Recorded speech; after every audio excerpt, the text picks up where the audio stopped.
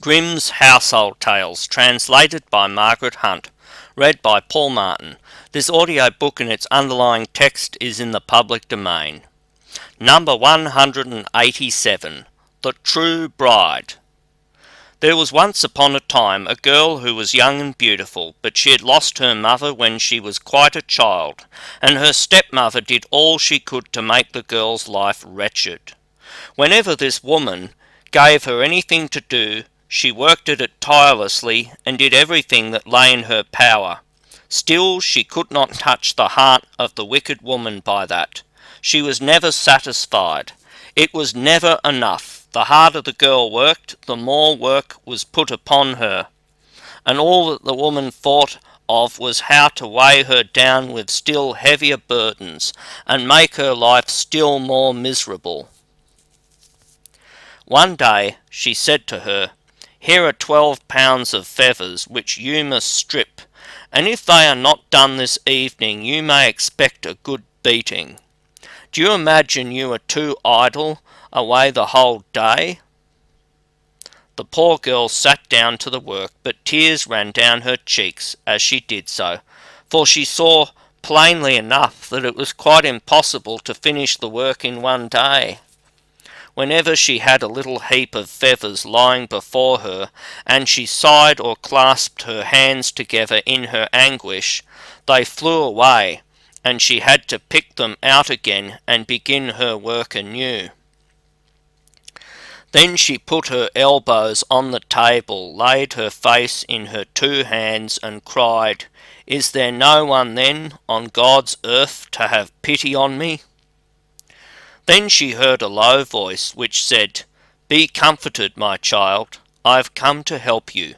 The maiden looked up, and an old woman was by her side. She took the girl kindly by the hand and said, "Only tell me, what is troubling you?" Since she spoke so kindly, the girl told her of her miserable life, and how one burden after another was laid upon her, and she never could get to the end of the work which was given to her. "If I have not done these feathers by this evening, my stepmother will beat me. She has threatened she will, and I know she keeps her word." Her tears began to flow again, but the good old woman said, "Do not be afraid, my child. Rest a while, and in the meantime I will look to your work." The girl lay down on her bed and soon fell asleep. The old woman seated herself at the table with the feathers, and how they did fly off the quills, which she scarcely touched with her withered hands. The 12 pounds were soon finished, and when the girl awoke, great snow-white heaps were lying piled up, and everything in the room was neatly cleared away. But the old woman had vanished. The maiden thanked God, and sat still till evening came, when the stepmother came in and marvelled to see the work completed. "Just look, you awkward creature," said she, "what can be done when people are industrious, and why could you not set about something else? There you sit with your hands crossed." When she went out she said, "The creature is worth more than her salt. I must give her some work that is still harder." Next morning she called the girl and said, "There is a spoon for you. With that you must empty out for me the great pond which is beside the garden, and if it is not done by night, you know what will happen." The girl took the spoon and saw that it was full of holes, but even if it had not been, she never could have emptied the pond with that. She set to work at once, knelt down by the water, into which her tears were falling, and began to empty it. But the good old woman appeared again, and when she learnt the cause of her grief, she said, "Be of good cheer, my child. Go into the thicket and lie down and sleep. I will soon do your work." As soon as the old woman was alone, she barely touched the pond, and a vapour rose up on high from the water, and mingled itself with the clouds. Gradually the pond was emptied, and when the maiden awoke before sunset and came there, she saw nothing but the fishes which were struggling in the mud. She went to her stepmother and showed her that the work was done. "It ought to have been done long before this," said she, and grew white with anger, but she meditated something new. On the third morning she said to the girl, "You must build me a castle on the plain there, and it must be ready by the evening." The maiden was dismayed and said, "How can I complete such a great work?" "I will endure no opposition," screamed the stepmother. "If you can empty a pond with a spoon that is full of holes, you can build a castle too. I will take possession of it this very day, and if anything is wanting, even if it be the most trifling thing in the kitchen or cellar, you know what lies before you." She drove the girl out, and when she entered the valley, the rocks were there, piled up one above the other, and all her strength would not have enabled her even to move the very smallest of them. She sat down and wept, and still she hoped the old woman would help her.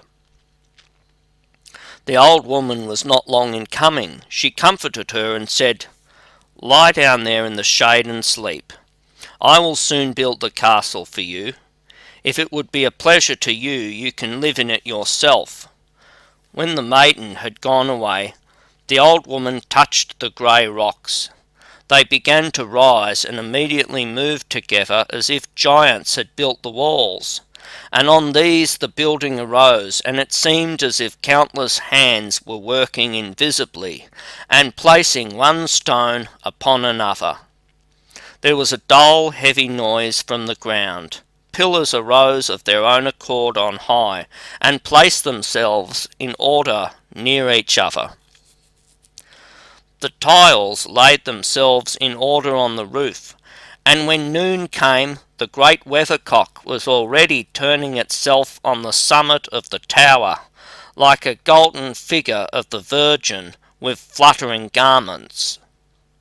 The inside of the castle was being finished while evening was drawing near. How the old woman managed it I know not, but the walls of the rooms were hung with silk and velvet, embroidered chairs were there, and richly ornamented armchairs by marble tables. Crystal chandeliers hung down from the ceilings and mirrored themselves in the smooth pavement. Green parrots were there in gilt cages, and so were strange birds which sang most beautifully, and there was on all sides as much magnificence as if a king were going to live there. The sun was just setting when the girl awoke, and the brightness of 1,000 lights flashed in her face. She hurried to the castle and entered by the open door. The steps were spread with red cloth, and the golden balustrade beset with flowering trees. When she saw the splendour of the apartment, she stood as if turned to stone. Who knows how long she might have stood there if she had not remembered the stepmother. Alas, she said to herself, if she could but be satisfied at last, and would give up making my life a misery to me. The girl went and told her that the castle was ready. "I will move into it at once," said she, and rose from her seat. When she entered the castle, she was forced to hold her hand before her eyes. The brilliancy of everything was so dazzling. "You see," said she to the girl, "how easy it has been for you to do this. I ought to have given you something harder." She went through all the rooms and examined every corner to see if anything was wanting or defective, but she could discover nothing.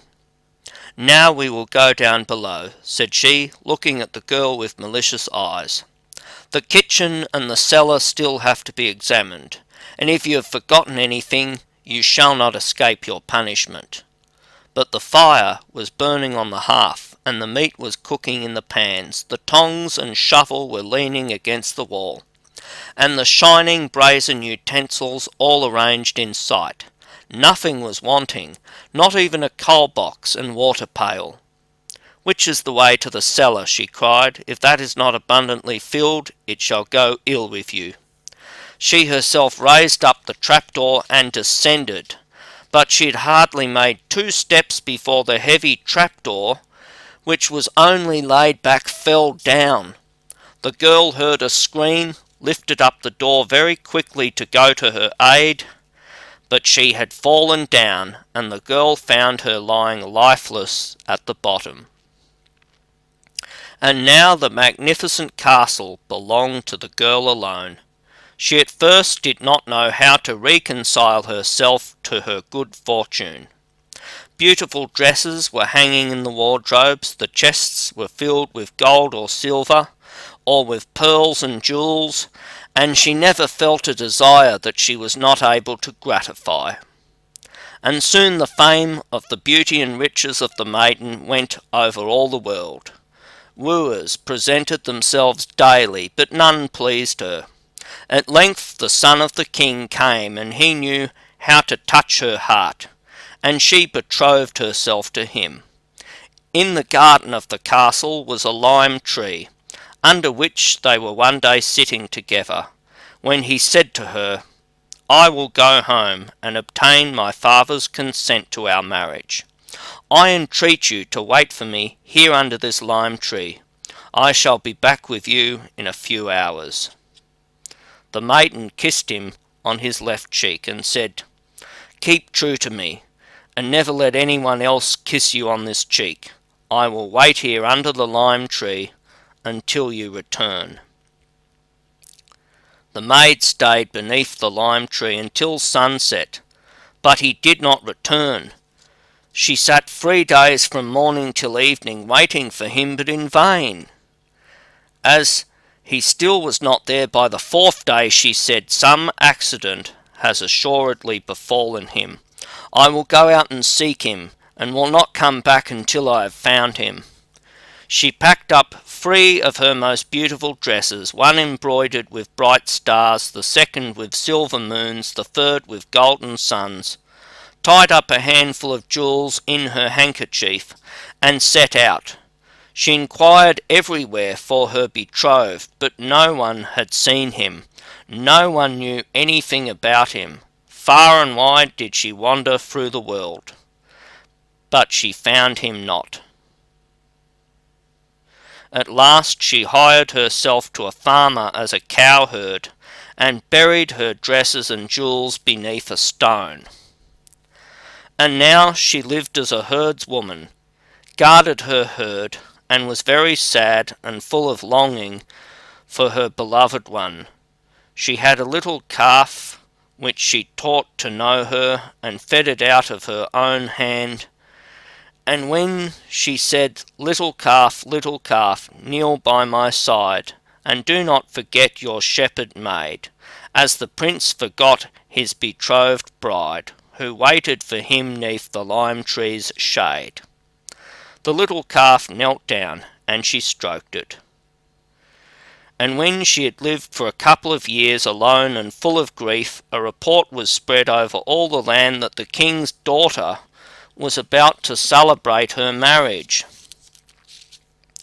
The road to the town passed through the village where the maiden was living, and it came to pass that once when the maiden was driving out her herd, her bridegroom travelled by. He was sitting proudly on his horse, and never looked round, but when she saw him she recognised her beloved, and it was just as if a sharp knife had pierced her heart.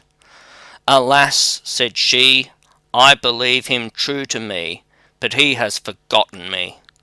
Next day he again came along the road. When he was near her, she said to the little calf, little calf, kneel by my side, and do not forget your shepherd maid," as the prince forgot his betrothed bride, who waited for him neath the lime tree's shade. When he was aware of the voice, he looked down and reined in his horse. He looked into the herd's face, and then put his hands before his eyes as if he were trying to remember something, but he soon rode onwards, and was out of sight.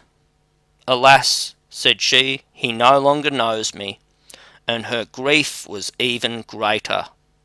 Soon after this a great festival, 3 days long, was to be held at the king's court. and the whole country was invited to it. "Now I will try my last chance," thought the maiden, and when evening came she went to the stone under which she had buried her treasures. She took out the dress with the golden suns, put it on, and adorned herself with the jewels. She let down her hair, which she had concealed under a handkerchief, and it fell down in long curls about her. And thus she went into the town, and in the darkness was observed by no one. When she entered the brightly lighted hall, everyone started back in amazement, but no one knew who she was. The king's son went to meet her, but he did not recognize her. He led her out to dance, and was so enchanted with her beauty that he thought no more of the other bride. When the feast was over, she vanished in the crowd and hastened before daybreak to the village, where she once more put on her herd's dress. Next morning she took out the dress with the silver moons, and put a half-moon made of precious stones in her hair. When she appeared at the festival, all eyes were turned upon her, but the king's son hastened to meet her, and filled with love for her, danced with her alone, and no longer so much as glanced at anyone else. Before she went away, she was forced to promise him to come again to the festival on the last evening. When she appeared for the third time, she wore the star dress, which sparkled at every step she took, and her hair ribbon and girdle was starred with jewels. The prince had already been waiting for her for a long time, and forced his way up to her. "Do but tell who you are," said he. "I feel just as if I had already known you a long time." "Do you not know what I did when you left me?" Then she stepped up to him and kissed him on his left cheek, and in a moment it was as if scales fell from his eyes, and he recognized the true bride. "Come," said he to her, "here I stay no longer," gave her his hand, and led her down to the carriage. The horses hurried away to the magic castle as if the wind had been harnessed to the carriage. The illuminated windows already shone in the distance. When they drove past the lime tree, countless glowworms were swarming about it.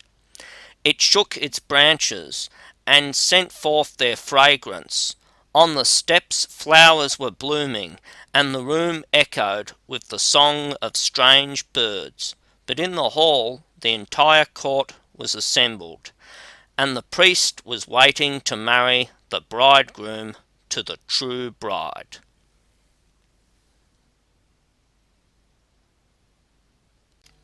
Grimm's Household Tales, translated